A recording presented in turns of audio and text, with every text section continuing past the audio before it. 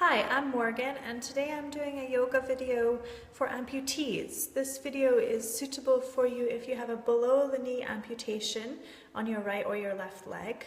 And as always, it's really important that you consult your GP before doing any form of exercise, including yoga, that you listen to your body and that you make sure that you don't do anything that would cause pain to your body. So as we do the movements today, go slowly, take your time. Breathe deeply, and if you have any questions, please feel free to get in touch with me regarding the yoga or Finding Your Feet charity if you're interested in learning more about exercises and experiences for amputees. Nicola is the person to contact there at Finding Your Feet. You can find them online, Finding Your Feet. And I just wanted to say a huge thank you to Amelia Ferrero, who initiated my work with amputees in the first place. Without her convincing me to do yoga with her after her amputation, none of this would have been possible. So thank you to Amelia. This is the first of a number of sequences and sessions that I'm going to do yoga videos for amputees. Today's session is really going to focus on your spine. So from anywhere from your upper spine, cervical vertebrae, all the way down to your lower back. And hopefully get the spine moving a bit, so it's good if you have to sit in your chair for quite a long time. It's also good if you have any lower back problems or hip problems or tension. It will also help to build strength in your legs. So enjoy. Find a chair. We're going to sit at the edge of the chair, and we're going to see, do my knees line up with my hips? So I'm going to bring the chair a bit closer to you, and I'm going to show you from the side. This is also good if you sit a long day in your office chair. My knees are slightly lower than my hips, so what I would want to do is just put a little bit of a raise up, and you can see that immediately the pressure is taken off of my knees and my lower back. So we make a right angle with the knees and the hips. And I'm just going to take a few moments here. So close your eyes, press down into your feet, see if you can spread your toes, see if you can press down into the heels of the feet, connect your mind to your feet, connect your feet to the ground.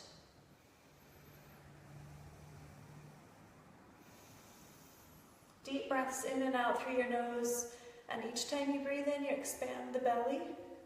Each time you breathe out, you relax and pull the belly back to the spine. And this just helps bring your mind away from the busy chatter that goes on and helps you quiet your mind, settle your mind so that you can practice your yoga. We're going to start the movement sequence by coming into a seated twist. So watching that the knees stay as they are, lined up to each other, bring your right hand back behind you. And if you have a chair with an open back, if you can find the chair back, just make sure the shoulder doesn't creep up to the ear. So if the shoulder's up at the ear, you want to move it back and down. Another option would be to bring the back of the arm to the chair or over the chair. Just make sure that the shoulder can go down. And then the right arm is going to come to the outside of the leg without pressing into that leg, because as soon as I press into that leg, it's going to move out of the center line of my body. So keep the leg pressing against the arm pressing against the leg. Your intention here is to bring a twisting action to your upper back. And you're moving your right shoulder forward and your left shoulder back. And then you might feel that you have freedom enough in your neck to look over your left shoulder. And here you take a couple of very nice, deep, long breaths. In through your nose, out through your nose.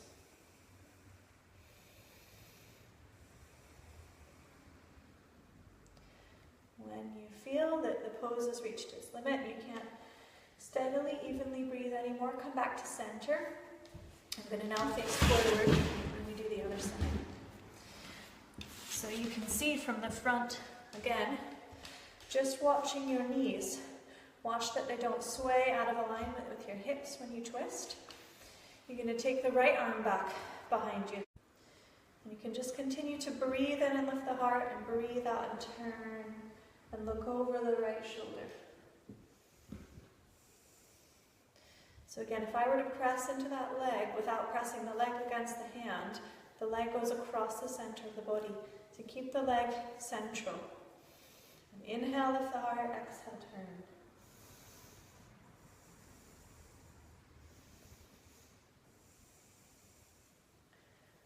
And as you breathe out, release and come back to center. And to center everything, make sure the feet, ankles still underneath the knee joint. From here, we're going to take a side bend. So you're going to bring your left hand down somewhere along the leg, move back to the chair. I'm just going to start to lean over a little bit. Where's your balance? Lean over slightly. Lift your fingertips on the opposite arm up. And if your shoulder allows, you're going to keep going. Turn your palm to the sky. And then maybe reach the top arm up and over. But we're working on lengthening the side body here. So you want to feel the pose here. You don't want to feel any compression or pinching here. If so, back off, come back up a little bit. How does it feel to just lift slightly? Turn the palm over. If your arm doesn't get all the way up and over your head, keep your hand on your hip and move your shoulder back so you can stretch across the front collarbones. And then look down and see how your neck feels. Move your head back. Look forward. How does your neck feel? And choose the best positioning for your neck. Coming back up. And then exhale to the other side. Again, just going over as far as you feel. Enough stretch here. No pinching, no compression down the other side of your body. Lift the opposite arm up. And if it's appropriate, first put the hand on the hip, move the shoulder back. How does that feel?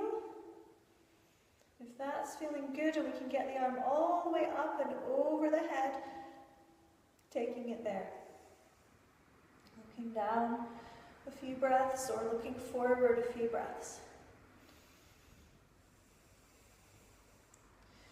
So to get some lateral movement going side to side on your body, those poses, and some upper body twisting movement, first two poses that we've done today so far.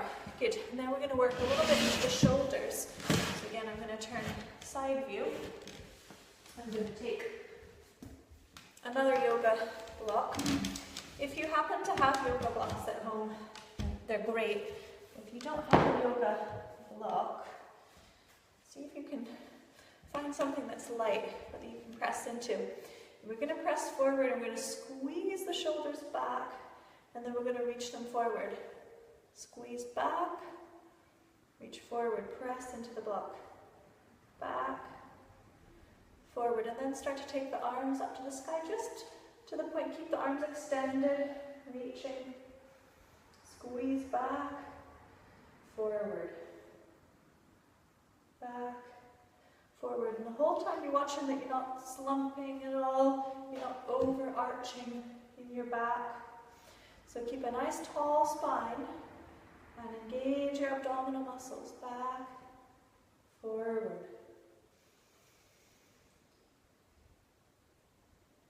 And then just resting down. Good. Then I'm going to move to a front view.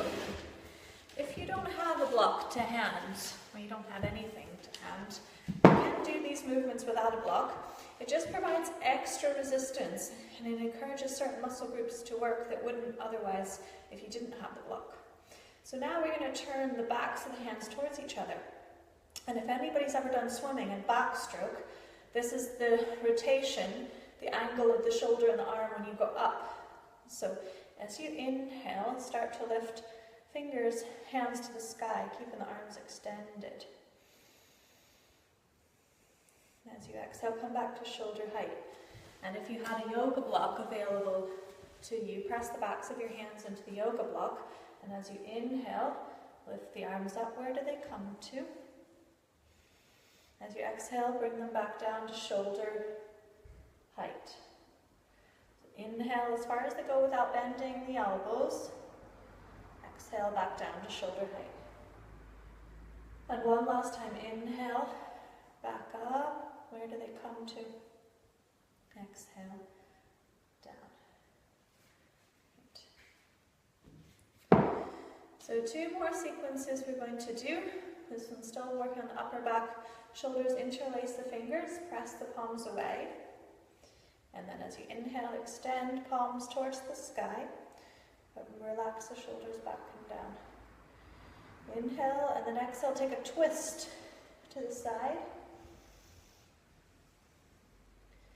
Inhale back to center, exhale, twist.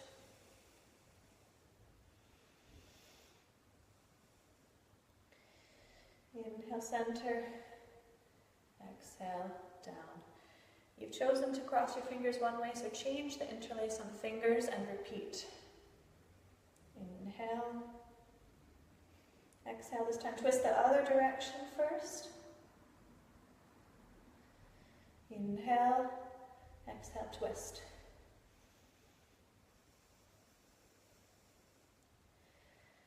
Inhale, center, exhale, relax down.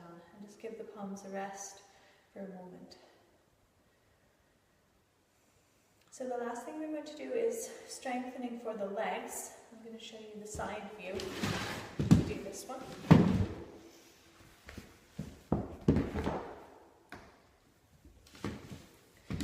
Sit again on the edge of the chair, and you're going to inhale and extend. You might find that you can't lift the leg off the ground. That's fine.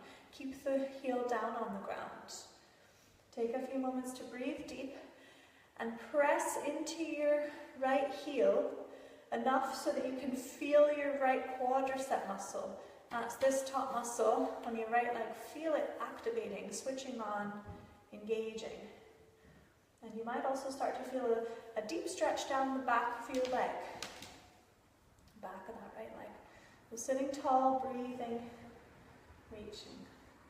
If you find you can keep the leg extended, see if you can match right and left legs so that you could maybe sit something flat on them and eat your lunch. And then bend the knee again. This time we work on the left leg. So either working parallel to the legs, or you're keeping the heel down on the ground, you're reaching. So this action, if the heel is down on the ground, it works strengthening the quad, lengthening the hamstring, lengthening the calf muscle, lengthening through the Achilles into the arches of the feet. If you're lifting off the ground, even more strengthening work for the quad, strengthening for the TFL, tensor fasciae lata muscle, and gluteal medial muscle as well. And again, a few deep breaths.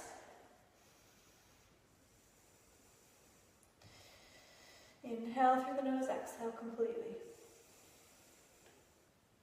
And then just bend the knees and replace both feet back down on the ground. Come back to the same pose we started in. Press firmly into your feet. Breathe in and out. And give yourself the time to close your eyes for a couple of moments, to breathe deeply, and to notice how you feel after doing those yoga sequences.